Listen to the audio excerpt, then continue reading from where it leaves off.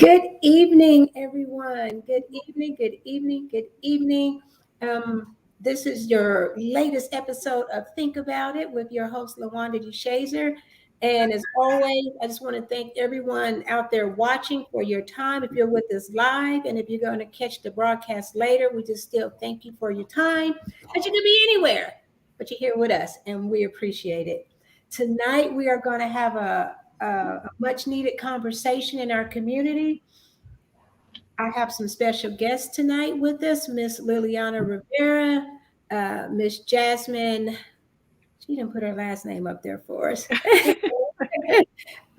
Rogers, Miss Jasmine Rogers, and Miss Nikayla Pack. And so I'm going to get us up to speed on to how we got here, and then we're going to just go for it. But before we do that, I want everybody to introduce yourselves.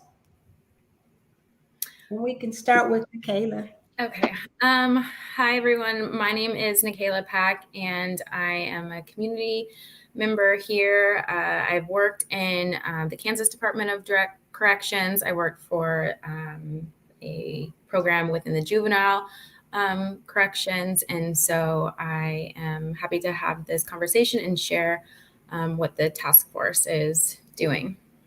Thank you. Yeah, and I can go next. I'm Jasmine. I started out as a youth organizer with Progeny Kansas. It's a nonprofit focused on reimagining the youth justice system and considering how we reinvest into centering our young people and all the things that they need. And so through that work, I've been able to have the opportunity to work with different national organizations and also travel to like Johns Hopkins University to do panels. So I've worked in a couple different spaces around this work, but that's pretty much it. Oh, and I'm in college. Very fun stuff. Awesome. Thank you.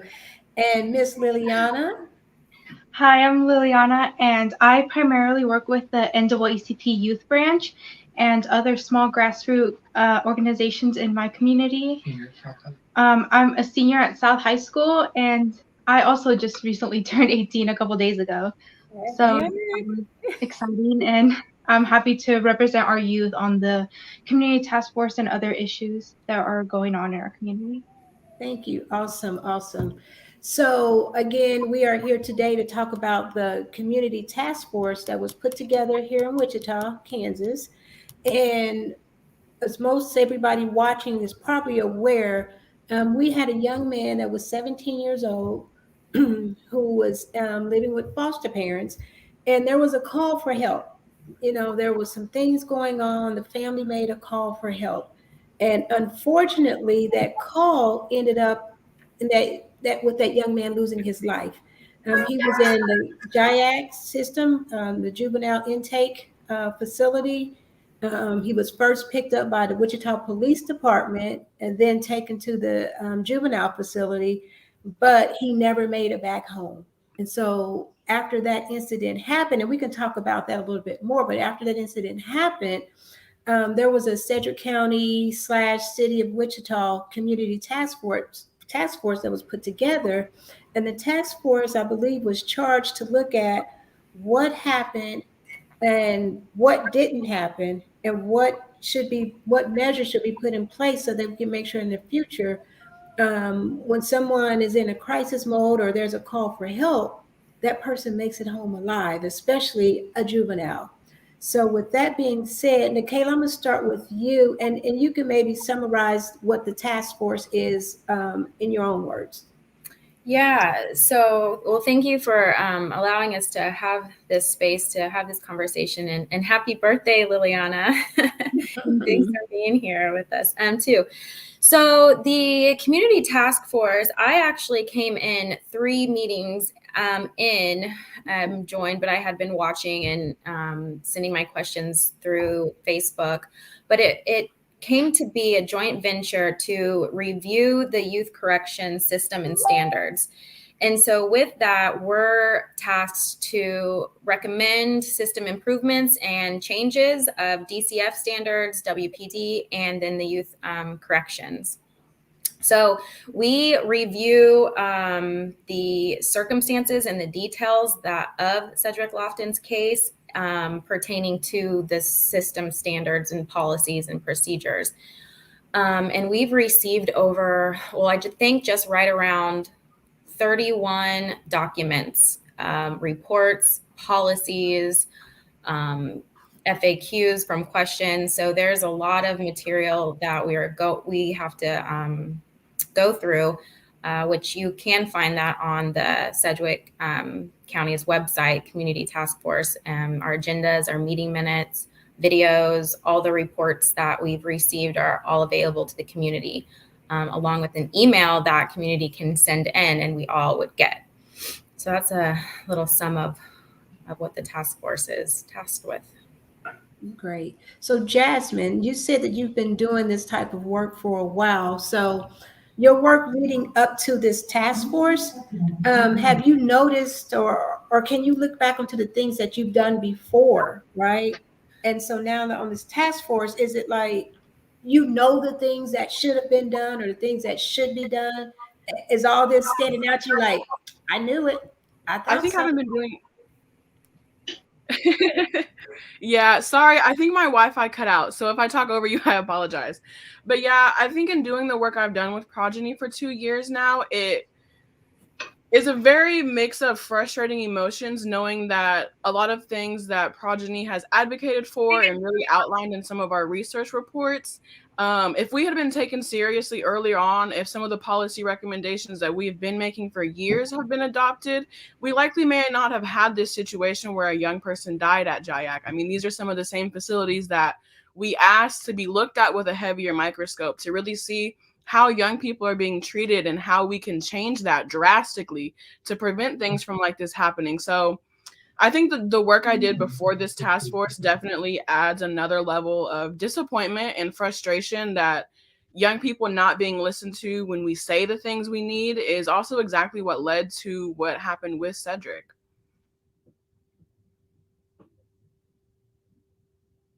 And Liliana, I know one of the things that, and when you were recommended to be on the task force, one of the things that stood out is that you have an interest in mental health. And I know that I know you've been working on your 501c3 organization. And Mhm. so, thinking about mental health, what was your mindset walking into this situation? Wow. I think one of the biggest reasons that I decided that I want to take my time to be a part of this was probably because I felt like this new generation, has so many new problems that they have had to deal with that has contributed to their mental health, and that's something that I don't think any other generation understands. We have new problems like technology, how our social circles work, and that's kind of why I'm so passionate about it, is because each generation is so different and has had different things contribute to their mental health. And I think I'm the only person on the task force that was Cedric's age, that I kind of understood how that I have been like in a mental health crisis before. So I kind of had that viewpoint that probably not many others had. And so I felt like it was important for me to be on the task force to represent that kind of side of that situation, of CJ's situation. So that's why I felt that was really important. So, with you being the youngest person on the task force, and I mean, you just turned 18, so like I said, you were 17 when you were appointed. Um, have your peers given you any feedback on how they feel about it? Um, Other people in the task force have been really nice about it. Um, they're more there are some that are more concerned for me about things that I would have to be like that I would have to be like exposed to, about darker themes that are related to his case. But they've been more concerned about how it would take a toll on me more than anything. So they just have more of a concern for me. So, Nikayla, can you kind of, and then everybody else can jump in. So, can you tell us what day one looked like, and then bring us, and all three of you, bring us up to date? Like, what has the actual work been looking like? Well, as I mentioned, I didn't officially join until the third meeting, but I did watch the first and the second. And I mean, Jasmine and Liliana can speak more to that, but from my vantage point, it was a lot of groundwork being done. Just for creating a task force and those ground rules and adding and they came up with ground rules. So really, I think the fourth meeting is when I felt like, okay, we're actually creating a path forward with recommendation. A list has begun. We got the DOJ letter confirmed and approved. So I think really now we're in a better place to take this information, all the information we're receiving, and create questions that are going to allow us to see the gaps and to provide some clear recommendations from the conversations we're having, which that's another topic I think we may want to touch on. Okay, let's hold that thought. I should have said this at the beginning because I was a naysayer. I own it. I was a naysayer. I was not convinced that the task force was going to be doing anything meaningful, and you guys have taken that on, to say, well, we're going to do what we came here to do. I imagine. So I just want to put that out there that I was a naysayer, and so I just want to know. And I wasn't the only one, right? And so let's just clear it up. Is this group truly a working group? And do you guys, and we can save it for the last, and you guys can answer that at the end if you're more comfortable. Are we going to get something positive out of this? And so maybe we'll save that for last. So I just want to put it out there that, I knew some of the individual people on the task force was about that life. I knew that. Right. But I was just concerned over the overall impact that the task force was going to have. So with that being said, I'm going to throw it back to you, Jasmine. You were there at the very beginning, and so was Liliana. And so maybe you guys can fill in the gaps that Nikayla wasn't there on. Yeah, and I would ask Liliana to fill in whatever I miss, but I think I would just agree with Nikayla. And like our first few meetings before even Nikayla and the other young people joined was just going through the process part of it. How are we going to vote? How do we want this to be shared publicly? Do we want open comment? Do we want our meetings to have an agenda? Just all of those really details to get us started. So it was very slow moving at first. We had to make a list of all the documents we would want. Like Nikayla had mentioned, we have like 31 documents. I mean, one of them alone is like 200 pages long. So we do have to consume a lot of information. But yeah, I think now, like Nikayla said, we're in a really good groove. We get to have open panels where we get to ask all these questions. I think it definitely was a pressure point because we realized that we don't have enough time. An hour and a half was just not enough. We would finally get into the groove of asking good questions, and now we have to go. So getting the meetings extended another 30 minutes, I think, has also made a difference in how the meetings flow. But I would love to answer that question you had when we get around to it. But Liliana, is there anything that you want to add? No, I think you summed it up pretty well. We were just focused on kind of building a structure to how things were going to work. And I think now we have more of like a flow to things. And I do think adding another 30 minutes was like a really great idea just to get so much of the information that we need to make really good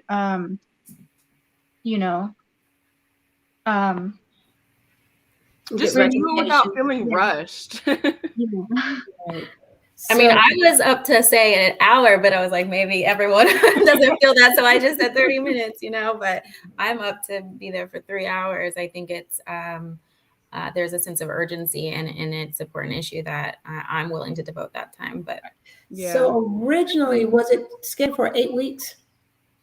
So I think we were told that we would have 90 days. I think one time it was said 8 weeks, but then it was clarified that we don't have just 8 weeks.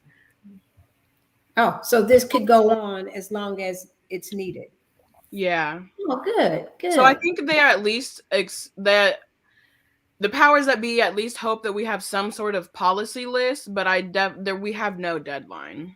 Okay, good. Because I know that one of the things that was talked about is that if something comes out of this that we need to change bills at the state level, we're probably going to miss this session.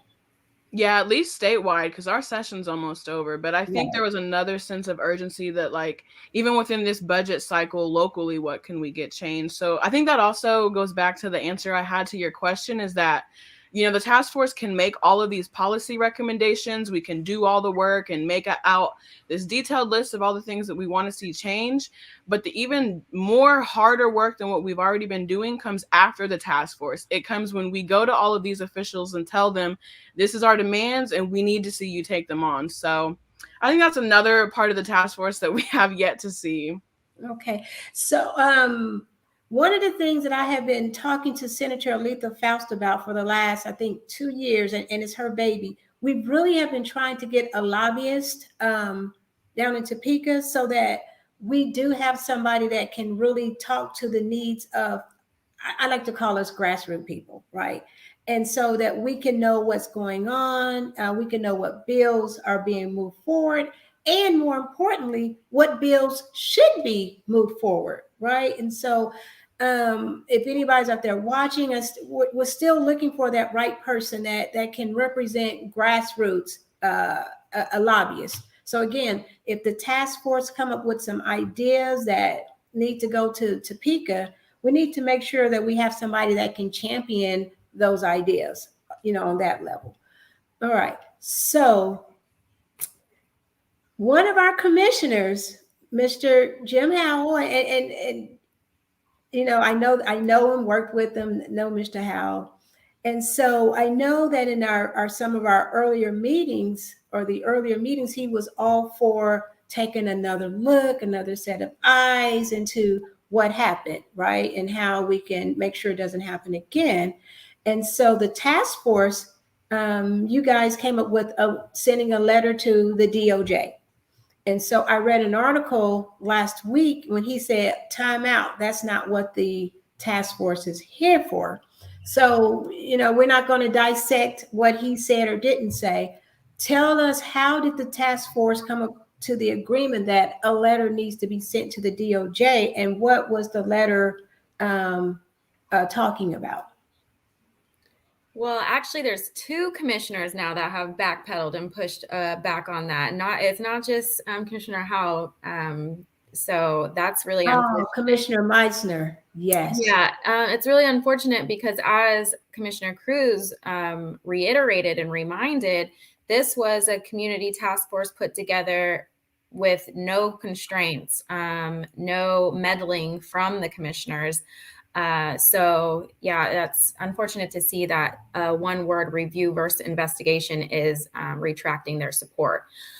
But actually it was a task force member that initiated for us to do this. Lamont Anderson put it out there that, you know, as a first step, this could be something that we put on the books, get our support out there, and then we can begin the recommendation work. So that's how it was initiated. And then it took us a couple meetings to go through the drafts and make edits. And now we actually have that completed.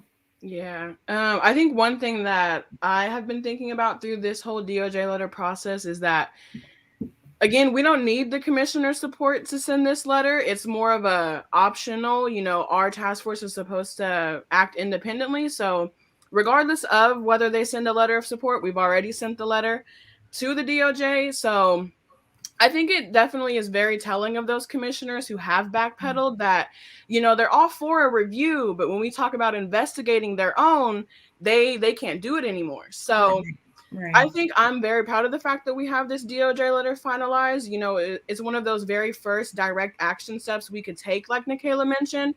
And if we hadn't, it's a miss on our part. You know, we're here to talk about CJ's case. We're here to look through his autopsy, see what happened to him. And so if we go through all this process without at least trying to say that we sought accountability for those responsible, we failed. Right. Right. And Liliana, I think there was that last sentence really speaks to what you mentioned previously, because that last sentence we did go back and forth on it a bit or changed a word, but it was, if this does not happen, these things don't change, this investigation doesn't take place, it's going to continue to be bad for our youth. Yeah, I think the DOJ letter was I wanted it to be more of like a letter for supporting an investigation, because if things like this don't get fixed, there are going to continue to be bad like a mistrust of people that are supposed to protect us, and that's why we need to support an investigation into this. And like I said, it's just a letter of support into an investigation. So I haven't really heard about the two commissioners or anything like that. So that was news to me. I think that's wow. Unfortunate. And and so if we are advocating for, eyes to take a look, why would there be any objection to the DOJ or anybody else taking a look? And I know one of the reasons that was cited was that the FBI had already taken a look. But when we asked the question, well, what have they taken a look at and what have they actually done? There's like no reply. And the Eagle even wrote it in their article. The Beacon may have too, but they both said FBI declined to talk about it. So how do we know to what level? And this is what somebody always reminds me, that the FBI, KBI, they have offices in Wichita, right? Mm-hmm. We know that already, but we know that relationships form too. And the police are the police are the police, whether you're WPD, Cedric County Sheriff, FBI, KBI, it's all the police. Guys, my battery is about to die. I'm going to step off, but continue this conversation. I'll be right back. Well, I think she brings up a good point that it's not appropriate for agencies to investigate themselves on such a grand scale as a child was murdered, essentially, deemed homicide. And yeah, why wouldn't you want to take the highest level of precaution and investigation on something like this? Yeah. And I think there's a different point, Nikayla, that you raised early on before you even joined this task force, is that there is a huge difference between somebody reviewing a case and somebody investigating a case. Yeah. And so to even have that clarification can tell you what direction this is going in. Do they even have all the information? Who is looking at this? So all of those things can be clarified by us as a task force being appointed our own DOJ representative. Yeah. But like you said, even Jasmine, we're doing this independently. So even if they are reviewing, this supports, okay, go a little bit further. If they are investigating, we support that. So regardless of what's actually happening, but from all signs, it seems to be just a review. But yeah. Yeah, and I know someone from the task force brought up at one of our meetings that part of the reason they wanted to send the DOJ letter was possibly to have some kind of connection to someone who, like from the FBI, since we're our own we're our own little entity, like separate from the commissioners, that we have our own connection to the FBI and their investigation. So, yeah. Well, I think also it brings up the confidence of the community. Does the community have confidence in the investigation that took place? And if we don't, I don't. We've got to go forward with other means. I mean, we got a report from DACA, which is on the county's website, so community has access to it. That shared, they were not interviewed in the DA's report. And so I raised that question, and DA Mark Bennett did respond and said, well, he interviewed the child placement agency and a dozen others. But to me, that's a big misstep in a case. So someone else coming in would be deemed appropriate because if the work's not done correctly. Right. And I think we kind of have found out that the initial investigation by the DA has some holes in it, right? And I think that's another reason why we are where we are with this task force, because the community recognized the holes, right? And so it's going to be interesting to see that your recommendations, which again will outline the holes in the case, well, in the investigation of what happened. I wonder, is the DA on the task force or somebody from his office? No. Well, I mean, we seek count with our letter. The attorney is the only real Yeah, connection. and the attorney is like a juvenile public defender. I mean, our facilitators have told us that we can request him to come and give a presentation, but we already have his full report. I watched his press conference for 3 hours. I don't need to hear it again. Right. But there is nobody as like a voting task force member who works directly for his office. Right. So it's going to be interesting though to see. I mean, he hasn't came back out since all the holes have been shown. Since we got the videotape that was released that showed the things that were happening in Jayak that night. The video, the audio that talks about when the police officer interviewed someone from Jayak, and he admitted that he sat on him. You know, it's on the tape, loud and clear. So it's just interesting I wish I could get in Mark Bennett's head and see what he's thinking now, since all of these Well, things. and yeah. Well, no, but one thing that also makes me think of when I was watching the WPD footage of all the staff members who were interviewed, none of them knew how long they had been restraining him for. And even right there, that's a direct violation of LAAC's own policies. So now, is this staff fired? You know, these staff members weren't even placed on leave directly after it happened. So there is so many gaping holes in the way this investigation took place. I know. Yeah, and so we've really got to look into, if those policies are not followed, or there's, discrepancies between, that is a violation of Cedric Lofton's civil rights, and there needs to be follow through and accountability for that.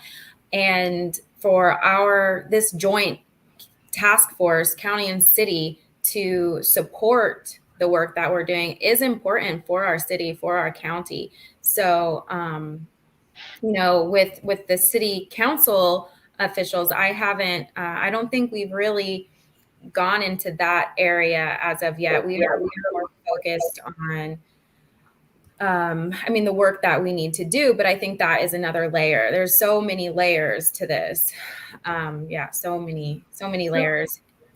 So has the task force been able to investigate, talk to any of the staff members, whether WPD or JIAC, about what happened in that time period?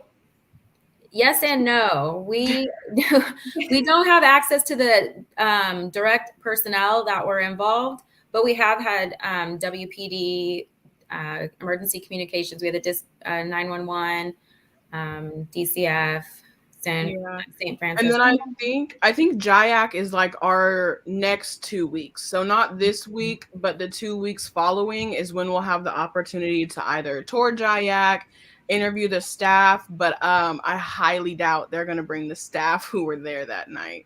Right. And some of the organizations aren't allowed to speak directly about the case, so that also is kind of difficult to get information about that. Yeah. And that's kind of ironic, because initially there was an investigation going on and nobody could talk. But when Mark Bennett gave his analysis, it seemed like all bets should be off and everybody should be able to talk. But again, yeah. Well, and there was even a couple different, like Wichita Eagle, the Beacon, a couple different news articles where I read where WPD's reason for declining to comment was because of the task force, and the task force would have the opportunity to ask these questions of them. But when we got to that moment, they used this same answer, that they legally can only speak about certain situations. They can't answer direct questions. And so if we weren't there to talk about CJ's case and what happened to him, we wouldn't have his autopsy. We wouldn't be encouraged to review footage the night and the things that happened to him. Right. So we saw the WPD footage, and we saw we just saw theirs. So have you guys been able to listen to the 911 tapes? So I think an article said that there were several phone calls made, maybe before the incident, and then that night when Jayak called for WPD to come back, the supervisor said, I got to talk to somebody first or something. So at least to that point, Jayak had to call WPD to make any transport decisions. So that's why they were calling WPD. But as far as the other 911 calls, we haven't. I think that's something we can request. But again, they're going to have to redact names and all the other things they've been using for footage. But yeah, if there's anybody else that has.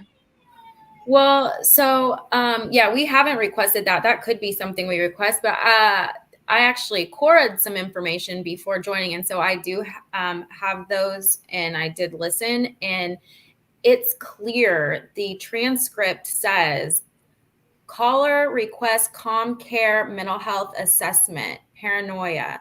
And this just continues to show every step of the way, every agency, every adult that was in line to help failed in our system, failed Cedric, and we really have to look at the whole system, from school to foster care to WPD to the youth correction facility. All those lines that came before him failed. And, you know, when we speak to these agencies that come in, like when WPD came in, I mean, they present to us in a way of we're open to change. We need to change. However, then when those tough questions come on, it's really hard to get to the bottom of, you know, things. For instance, the question was asked. I asked the question of,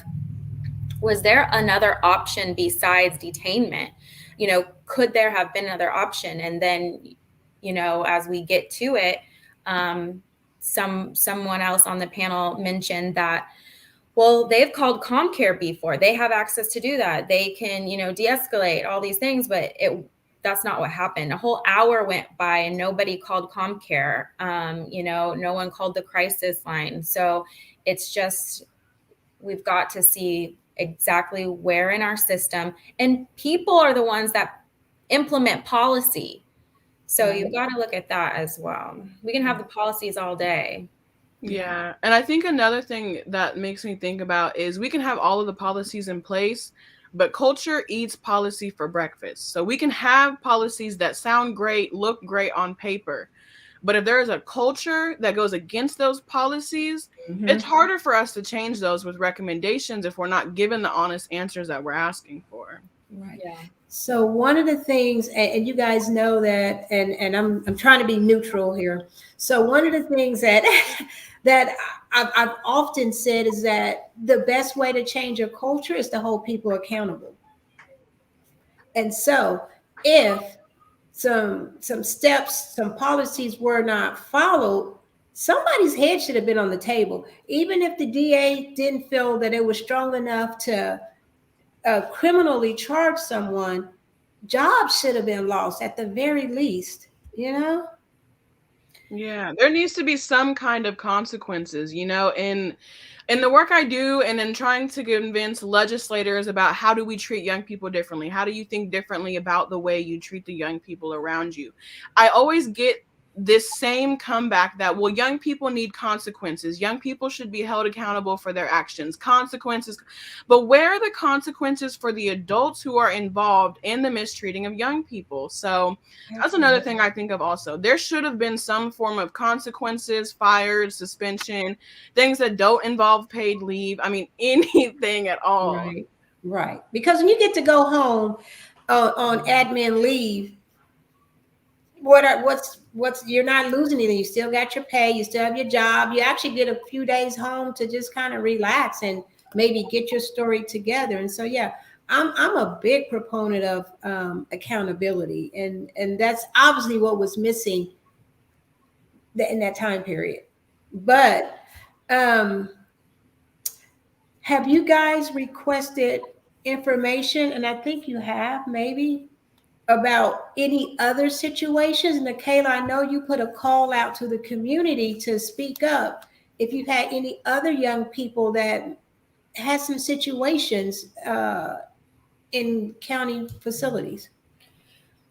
Well, I know, Jasmine has been in this type of work of making these calls out to show, but I think this is another community approach. There's community members that are taking all different type of approaches, but still working together. So this is one approach that we need to do. We need policy. We need to show accountability. But there's also other folks organizing and strategizing around, okay, well, that's one approach, but we need to also look over here, and we need to be on the ground over here. So yeah, we did reach out to have other conversations for other strategies that we can seek justice in this case. But I also think that as a community, and as we're doing these, building coalitions and strategizing around opportunities to get justice and seek justice, all approaches are needed and necessary. And I think that elevating, all of the different activities that we can be doing together and separate is important as well. And not, diminishing one over the other, because we need to continue to all work together. And I think that we are doing that in ways. Okay, here's a question we have in our chat. What does the city council have to say about the investigation request? So the city council weighed in one way or another? As far as I know, I don't know. I haven't paid too much close attention. I haven't really heard much in ways of support. I know there was a benefit, a fundraiser for Cedric Lofton held, and there were elected officials in the building supporting, in that way. But like I mentioned before, because we were giving the commissioners the opportunity to review our letter and support, we kind of know more about their stances. But yeah, city council, I really haven't. So that would be maybe something that we could look into as well. So we didn't ask city council for their support on the DOJ letter? I mean, no, but I don't think we necessarily asked for the county commissioner's support either. I think, I think it was something that they raised on their own. They wanted to see it. Yeah. Right. But I think, as us being an independent body, or we're supposed to be an independent, we don't need it. Right. Either way. Consent regardless, but yeah, they wanted to see it and then have the opportunity to write a letter of support if they so chose. But we see how that's going. Something we were going to do either way without. Right. So Liliana, so we talk about young people, and so do you think incidents like this make young people more leery to speak up? We always hear about, we want to have community policing, we want to make relationships better. How can we achieve that? And then you get a 17-year-old that dies in the custody of those that were supposed to protect him. So what do you think the impact is on young people? Honestly, young people these days are so much more outspoken than we realize. They are a lot smarter, and they kind of understand how things work. They understand the culture behind things. And personally, my peers that I go to school with every single day, something like that is like really scary. the fact that there are people their age that this is happening to, they're a lot more aware about how things like this can happen, and especially for people of color, like how this situation happened. It's scary. I know a lot of people that are way too like scared. Like if something like this were to happen, they'd be too scared to call the police. Something like a shooting, they wouldn't call the police for any of that. Why? I think it makes us a lot more scared to call the police when we're in an actual like emergency situation. It makes us scared to call the police. It makes us scared to reach out for help in anything like this, just because we see it so often. Right. You may call out for help, but you may not make it home. Mm-hmm. Yeah. And so, Jasmine, you're in a little different demographic, still in the same, but just a little. So, you know, my generation be like, I wish somebody would, right? And then somebody would. So, you know, so when and then like the 17, 18-year-olds, they're in that same thing too. Nobody's not going to do that to me, you know. But when you get just a little older, just 21, 22, a little older, but still very young, what is the mindset going on in that demographic? So I think even as like college students being 20, 21, I mean, we still have that same sort of mindset of, you know, who do we even turn to when we need help? What is speaking up going to get me? You know, I can tell you what I need, then are you going to do it for me? So I think there's still kind of that similar point that Liliana raised, that, you know, we don't want to call the police when we're in crisis. We don't know who to turn to when we're in crisis.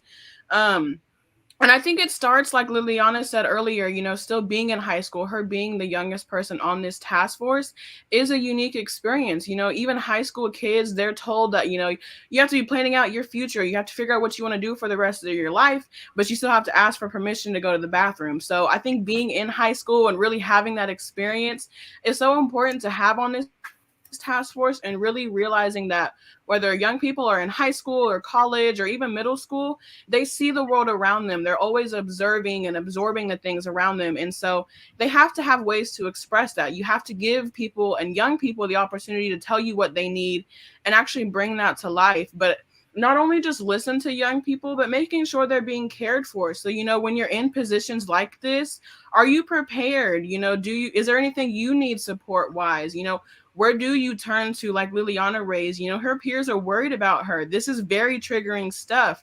What do we have right now where we can go to get help? So just different things like that, I think, even as college students, we still think about. Yeah.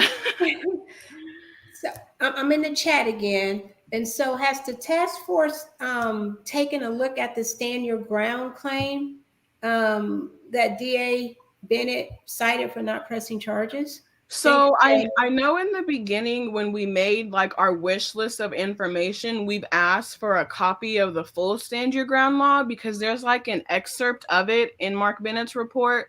But I know we've just asked for that. I don't think it's something we've brought up in conversation again. Yeah, we really haven't. Go ahead, Liliana. Oh, I was just gonna say that's not something we have received yet, or I think have gotten to yet. It's definitely something I want to bring up because it does have something to do with what we're looking into.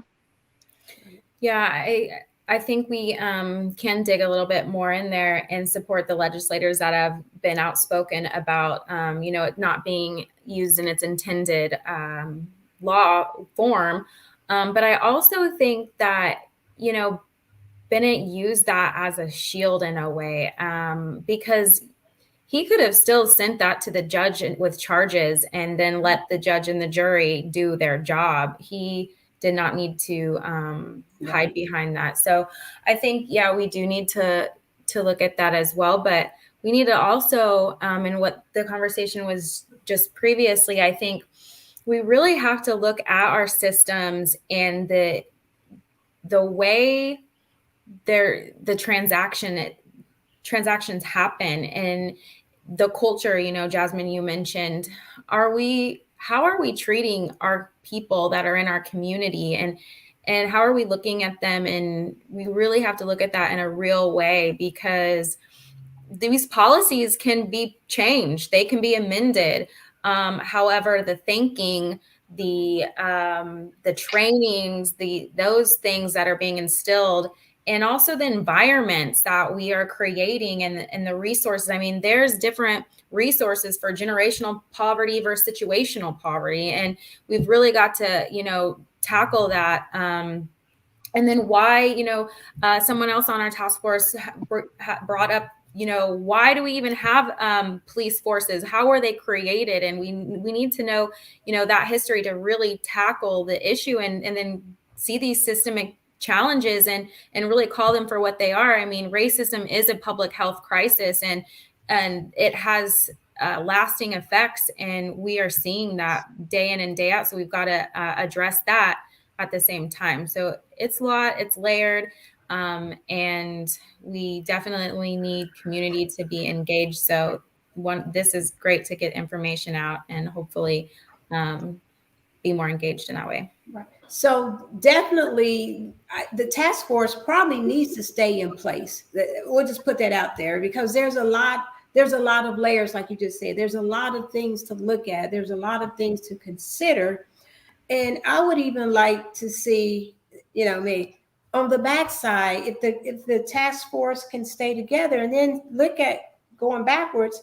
Okay, we changed this policy and we changed that policy. So what's happened? Have we had an incident where that policy came into effect? Okay, then what happened? You're right. And I know ComCare and corrections they've been having these things since existence, but we see that obviously there was a breakdown. And that's why it's always good to have an outside independent source take a look at what's going on when we have lives at stake. So can you guys kind of give us some positives? So what has came out of the task force? We know the DOJ letter, that's awesome. So what are some other tangible things that have came out? And again, I know the first 2 weeks was date, time, place, those type of things. Well, I will say that, one of the other members brought up a good point that in, I think it was 2014 or 16, when Mr. Randolph, Marine veteran PTSD case that happened, and asked WPD what policies were changed then. If mental health is something that WPD, obviously those interactions are not ending in the way that they should, and our community members need to feel safe and know that if they're struggling, that they've got resources that they can call upon. So that was a really good question and needs to be looked at, because if things were changed then, why did it happen again? Yeah. And so I think that really brought up another point to me that I wanted to make today, is that when WPD was asked, what policies did you change after Icarus Randolph was killed, none of the staff members from WPD were there could answer that question.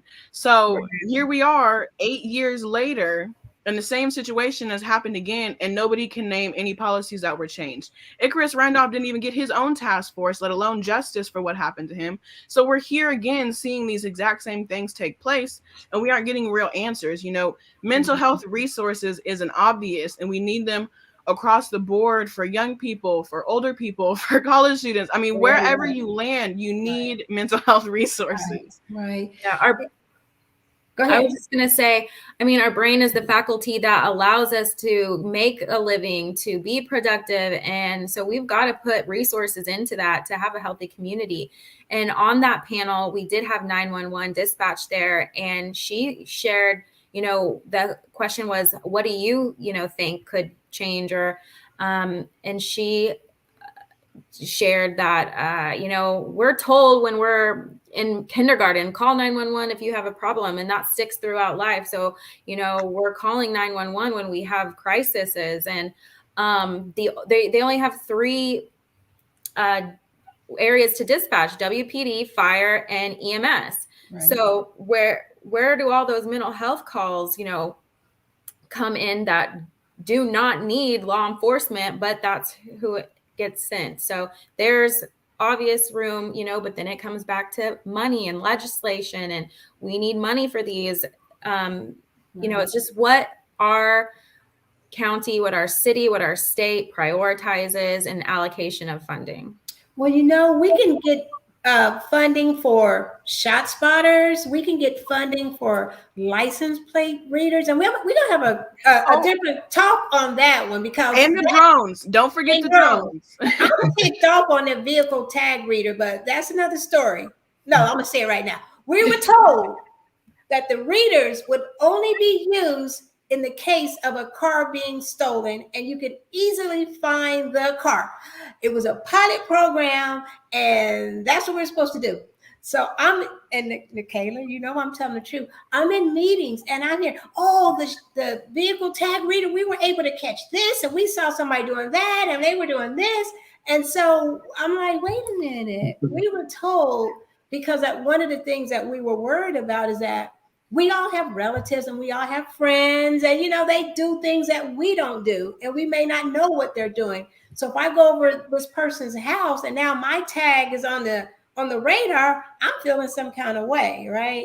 And so that's another story. We were told one thing and it moved to something else. Anyway, so no, but you're right. The money is always on the table when they want to over police. Yes.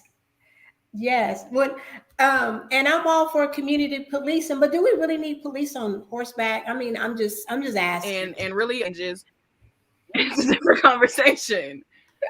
So we can have another conversation on these grants, but the Koch, I still call them the Koch brothers. They'll always be the Koch brothers, even though it's only one of them.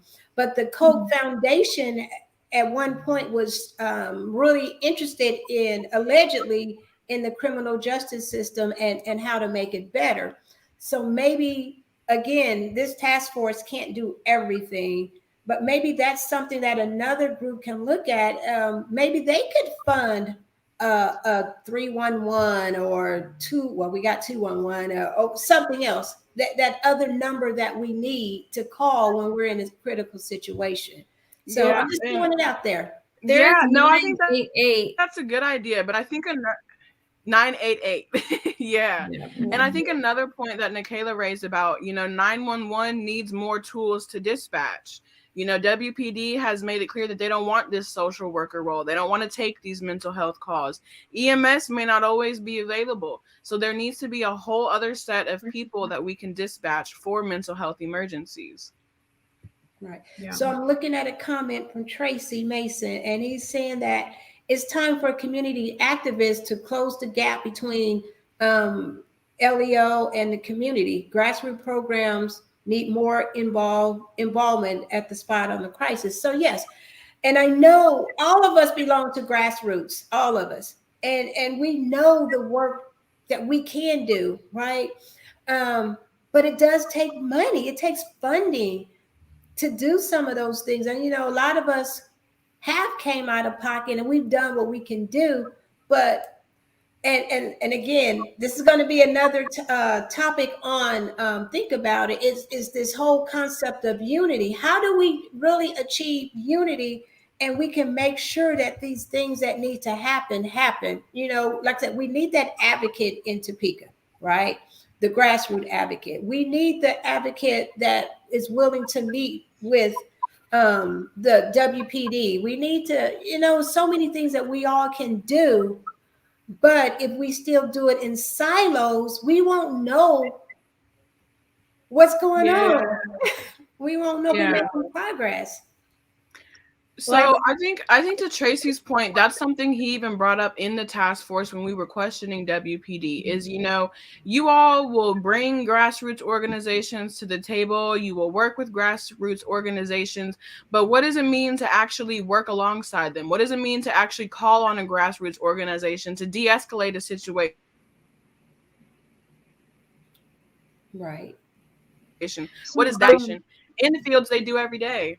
Go ahead, Liliana. Oh, sorry. I was going to say, no, you're okay.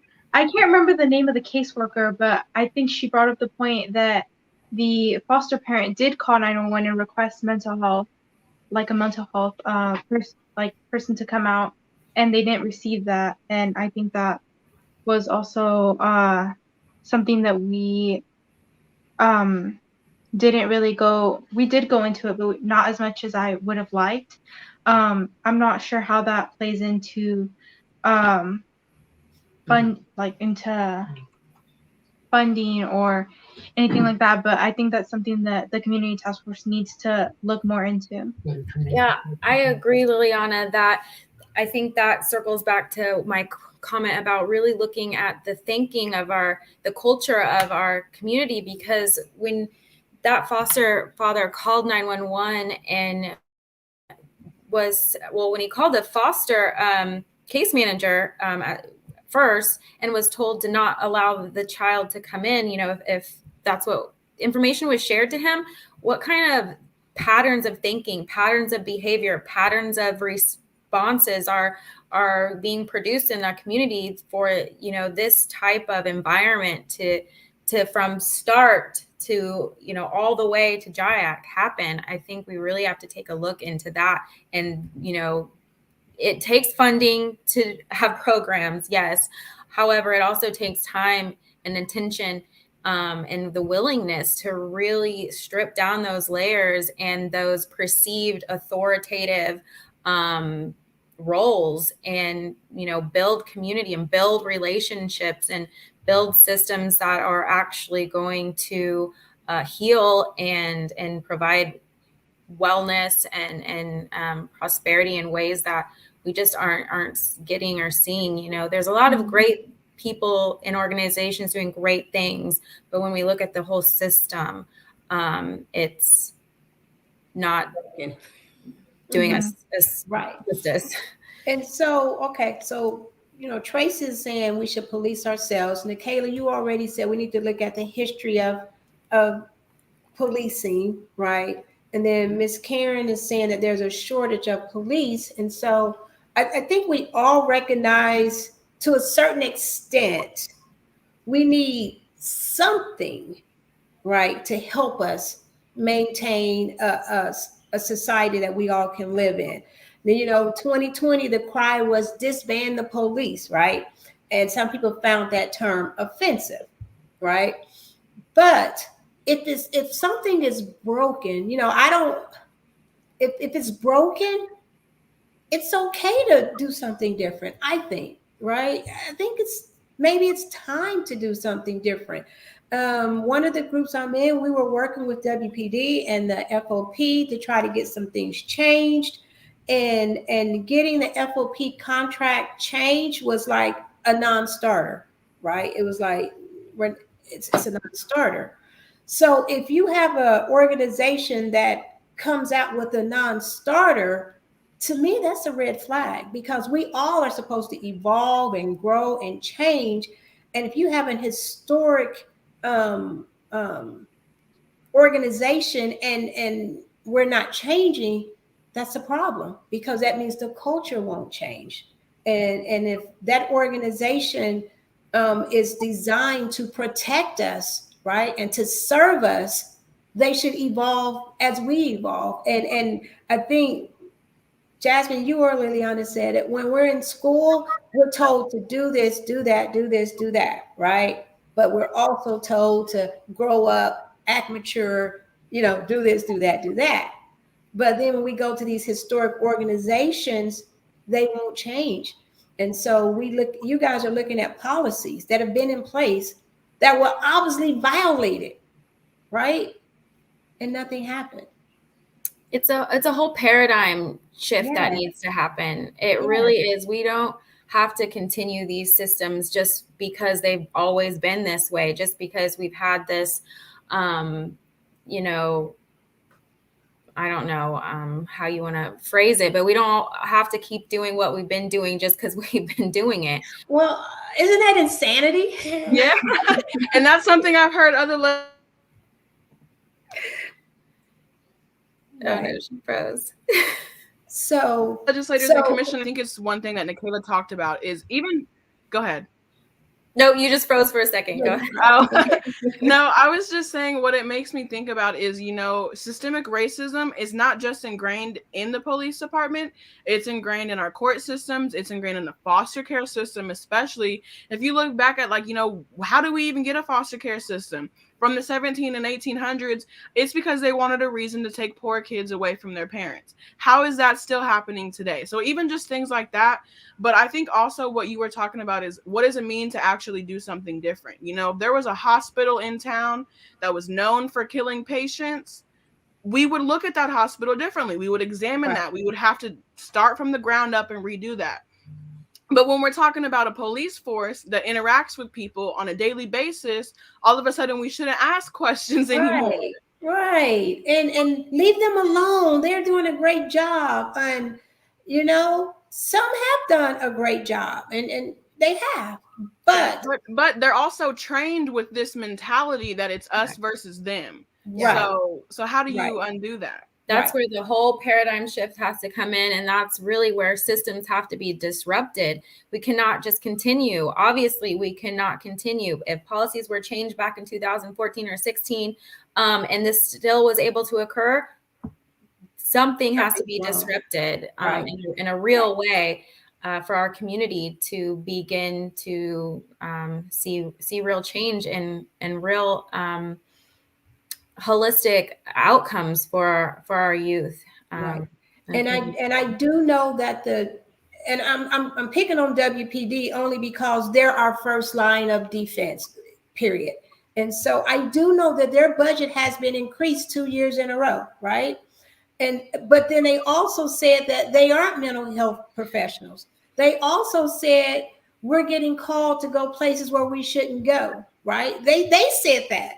Right. But yet and still we gave them more money instead of moving the money to organizations that can do more. Right. And that's what defund the police means. That's what move the money to different places. Exactly. And some people were bent out of shape by that. I'm like, no. But again, maybe sometimes we need to tear down the system and create a new system. Right. Yeah. So they are incorporating a social worker. And Jasmine and Liliana, you can help me remember the exact, but it's one social worker that can go out, but it's during certain hours, you know, and crises don't happen between 9 and 5 hours. Right. So the ICT team. Right. Yeah. So in ICT one, I mean, it's a resource. They have a mobile crisis unit, but once again, they are short staffed and can only address during certain hours. And that's just not reality, you know? So we do have to ensure that these places are funded. And we did get the report from the Mental Health Coalition.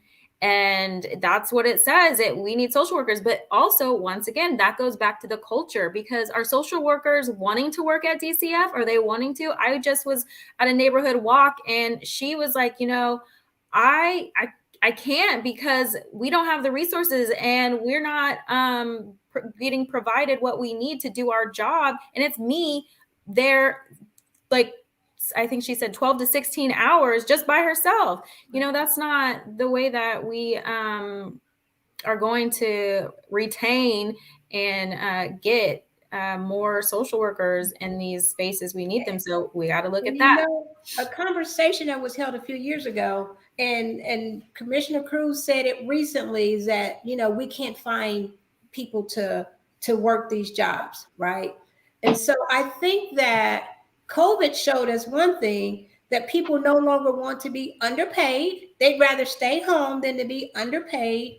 They'd rather stay home to, like you say, Nikayla, go into an environment where they don't have the proper tools that they need. But we still throw money, an extra $1 million into the police pot, when maybe that $1 million could go to pay people livable wages, and even more so if they're in a situation that requires a lot out of them, like a social worker. And another school of thought was that maybe these organizations are asking for too much, the credentials, you know. I've met some social workers ladies that used to be social workers, right? And they'd be happy to come back, but they don't want to go back to school and get accredited or whatever. Or even nowadays it's becoming more commonplace to have to get your master's degree. And if you have to stay in school, exactly why? That is tens of thousands of dollars more to come out making something that's not a livable wage, you know, maybe $45,000, maybe, you know, and we have to start Yeah, and we got the starting salaries. It's $17 an hour with a master's degree in college. That just doesn't make sense. It doesn't make And that sense. and that carries across to mental health professionals as well, and even substance treatment workers. That pay disparity is happening all across the board. Right. Liliana, I saw you go off mute. Did you have something you wanted to say in that? Yeah, I did have this thought about how we've seen systems change for other professions like truck drivers, teachers, and we have examples of like this can happen and this can work, and we've seen it happen and we've seen it be successful. So why can't it be the same for this like field that saves lives, that has to do with our children's lives? And like I said, that's not really an excuse anymore of we don't know if it's going to work or not.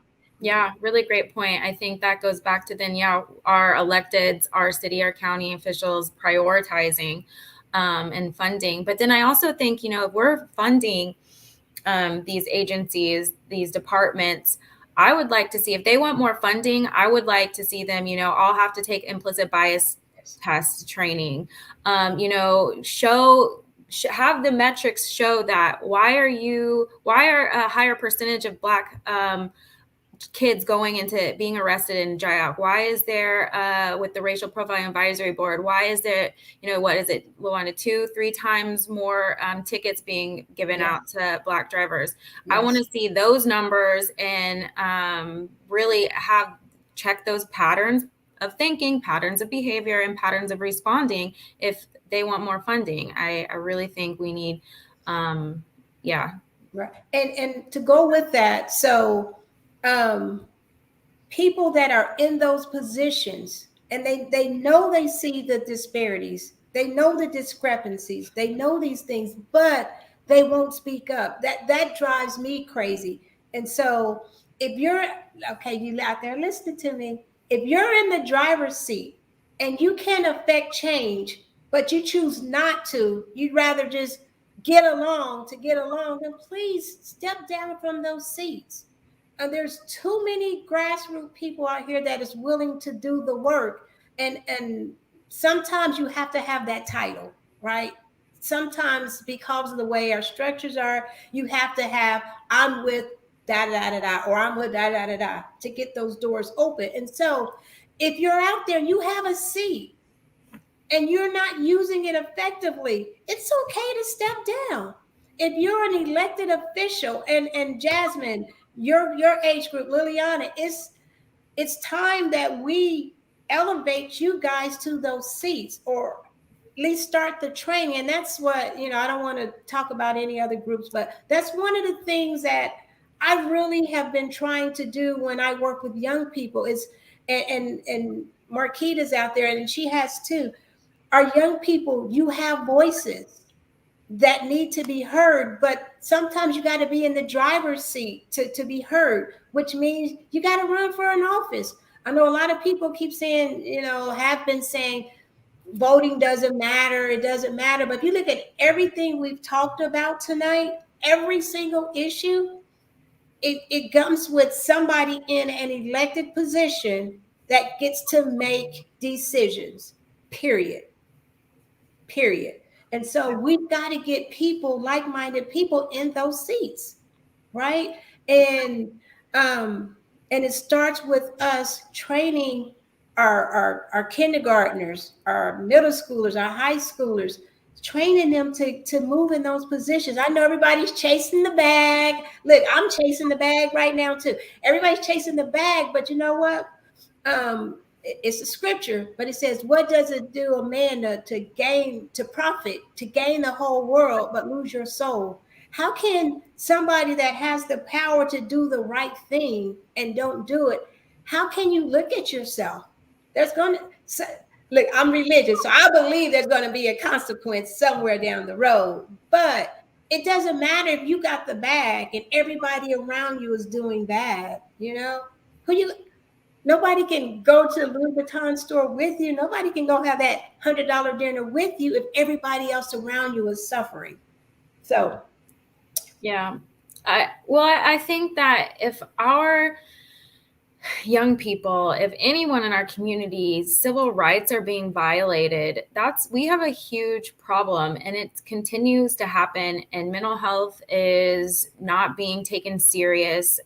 We really need transformations. And, when we're looking at this case, from the arrest and the detainment, I mean, I've said we have to look at the whole system, but the arrest that led up to the detainment and then into JIAC, we really have to see if those officers acted with their discretion to turn a mental health crisis call into a criminalized. They criminalized mental health. And we really have to look at how can there be no consequences for a life being taken. Yes. How can we as a community, as a society, say that's okay?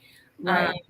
Yeah. And even to that point, in Glenda Martin's press conference after Mark Bennett's decision was announced, she was asked, were your staff within policy when they restrained him? And she said yes. Right. So which means what her staff did are within their policies. So what does it mean to us if we allow facilities like this to still exist, to still go unchecked, to still consistently harm young people? Right. And I think, LaWanda, to your point, what it means to support young people in their voice, to pass them the mic and, give them the trainings, give them the confidence to speak up for what they need, and give them the guidance ahead of time to know what it is they're walking into, to understand the full scope of what it is they're about to do or sign themselves up for. All of that is what young people need.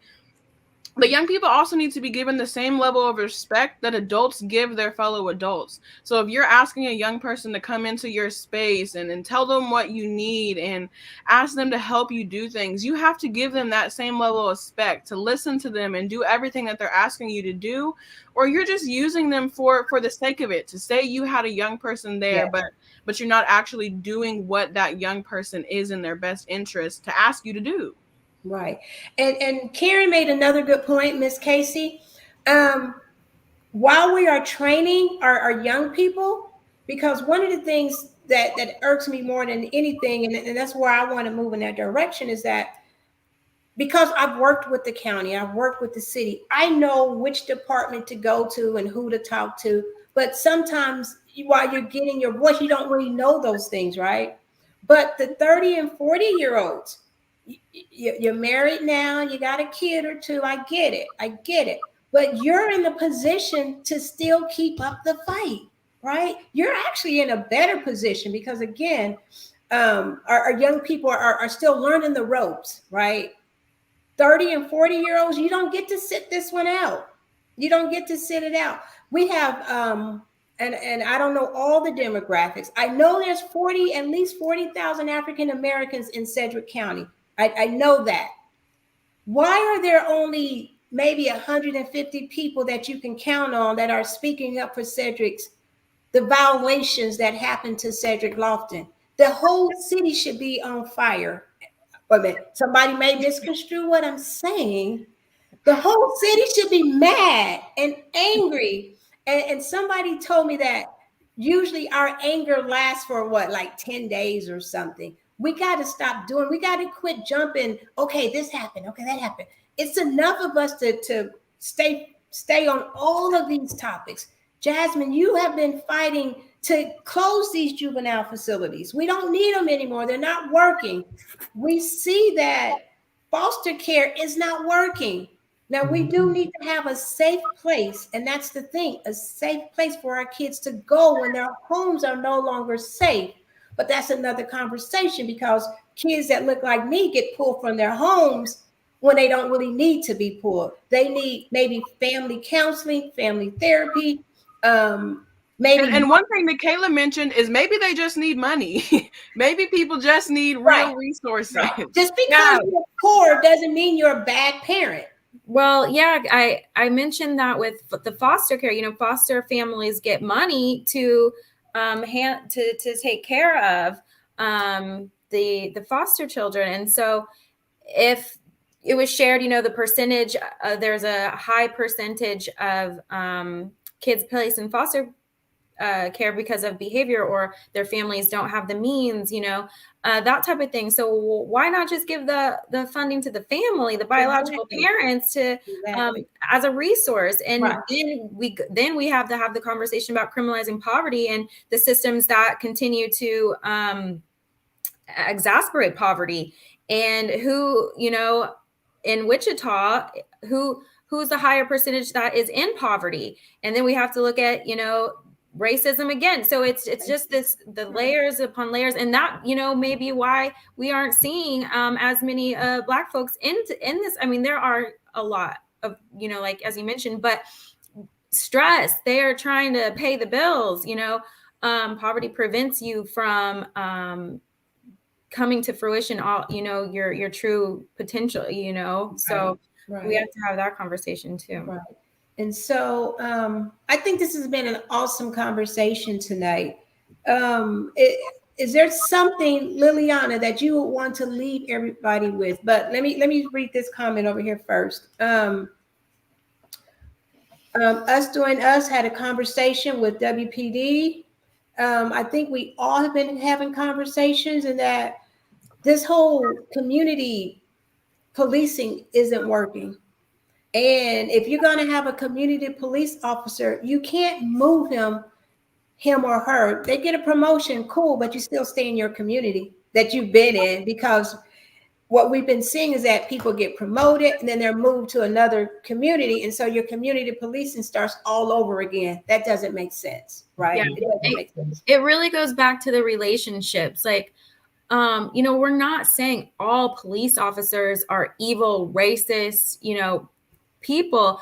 I mean, I cared for my grandma for a year, and we, sometimes my aunt had to call the police for assistance, and the EMS had to come out, or the fire, they would come out and help with, my grandma fell and they helped get her up. We couldn't, I wasn't home at the time, but they came, and we had that relationship, and they knew who she was. They knew who we were, and we could use them as a resource, but they're not the people to call, but we had that. And so it goes back to that true, authentic relationship building. But that then goes into the patterns of thinking and the pattern, behaviors that are ingrained and historically have been passed down. So we've got to have a shift in that. And we made this cry also in 2020, is that if you're a good police officer, but your fellow officer is not a good cop or good officer, but you don't speak up, you're now in that same category, because there is no way that no police officer hasn't said, okay, y'all, we did something wrong. Nobody has said that, right? Right. Nobody has said, I quit. We did something wrong. We caused this young man lose his life. I quit. I mean, in this case that the community task force came to be, those officers that were there knew it was a mental health crisis. For mental health crisis policy 519 of the Wichita Police Department, it says detaining is the last thing that they should be doing. And they have to get authorization from a supervisor in order to take them to JIAC versus a hospital. So one of those officers, when that sergeant said authorized to take them to JIAC, they should have said, this is a mental health crisis call. Yeah. I'm taking them to the hospital. Right. When they were there. Authority. There were 3 different officers that night who asked that question. Why aren't we going to St. Joe? Why didn't you ask that question to your sergeant? You know, that's another thing that really bothers me the most, is there were officers that night who knew where he should be going, but they didn't raise that question to their higher up, to their sergeant, to whatever their supervisor was. Yeah. Right. So anyway, I am glad to hear that the task force is actually meaningful. Like I say, I was a naysayer and I own it. I own it. Well, I watched the county commissioner meeting. I mean, rightfully so in ways, of course, but I think that we're really taking this serious and really wanting to see change. And we'll have these recommendations, but as Jasmine alluded to, it's going to be implementation of these recommendations. So we'll need to apply pressure from all. And I'm gonna own a little bit of this too. We've added some more people to that community task force that truly represents the community, and I think that's awesome. That's awesome. Okay, Ford, I'm glad you aren't advocating for community policing. We're talking about mental health. Good. I think we all, I think we all realize the importance of mental health. And you know, in our communities, it used to be like embarrassing to say, I got a problem. But we can have another conversation where it's okay to say, I'm not okay, right? Yeah.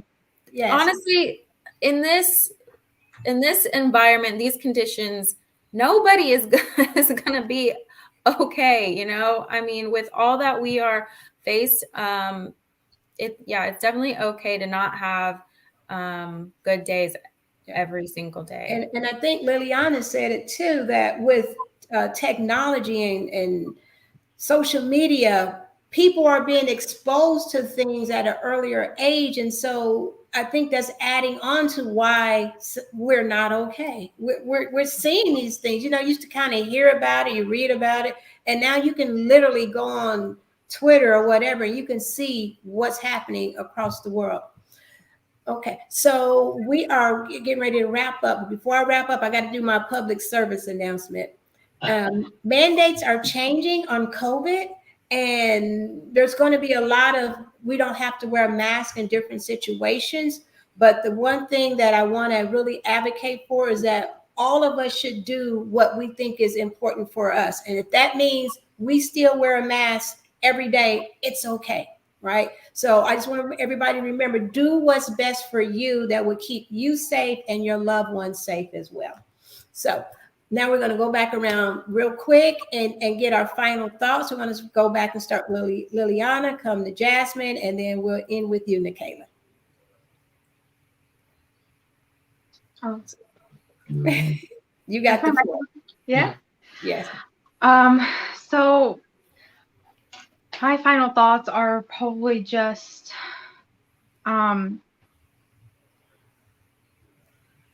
soaking up everything. Yeah, it's a lot. That we went through today.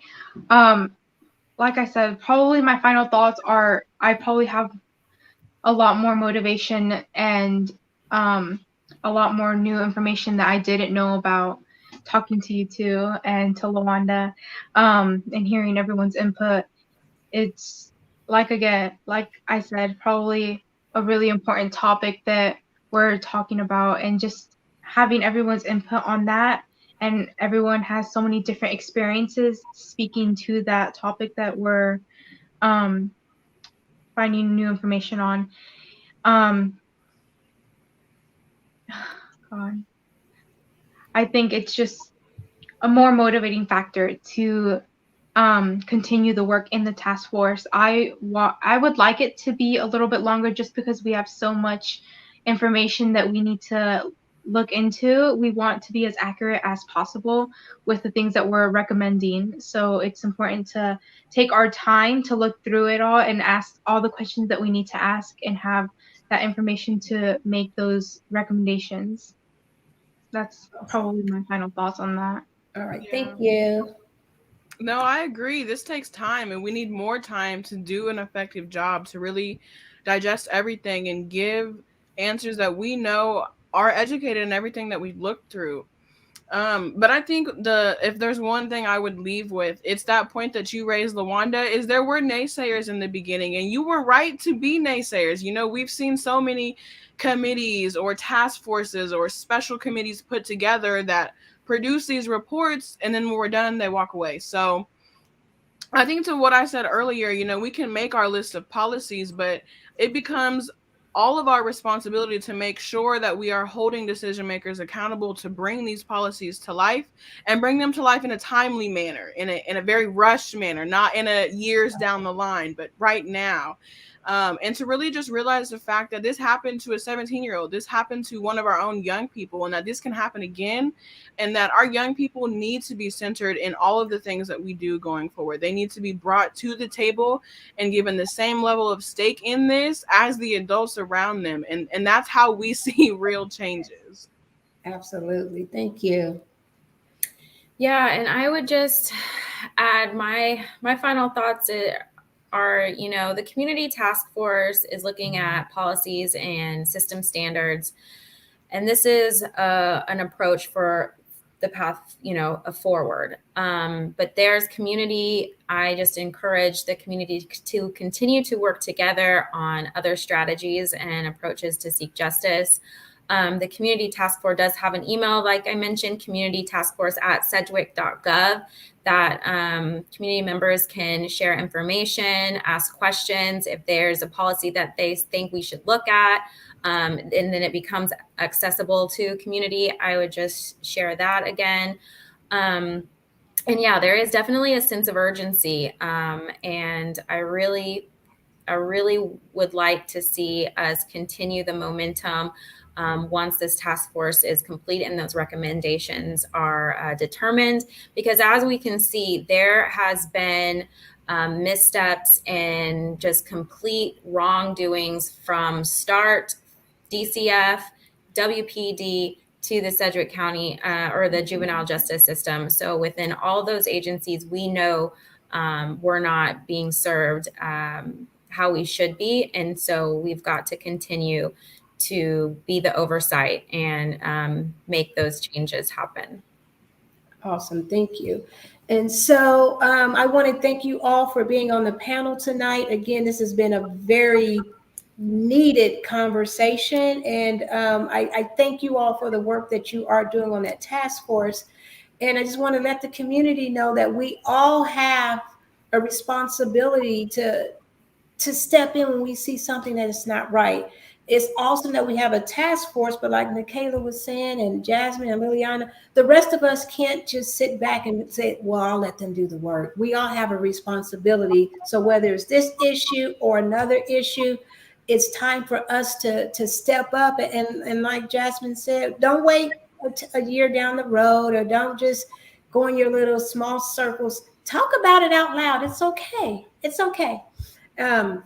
And to my audience, thank you for tuning in.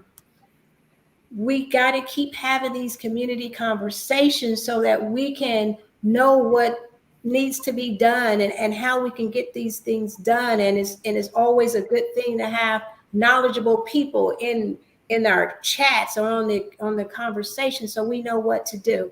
The thing that we don't do is that we don't do nothing. That's what I encourage everybody. Do not do nothing. Well, and I would just add also, Lawanda, these systems are very organized and strategic. And so we've got to be organized and strategic with how we are approaching the changes as well. So yeah, we've got to come together, and we are, but we could be even stronger. Even stronger, because again, all these other conversations we need to have.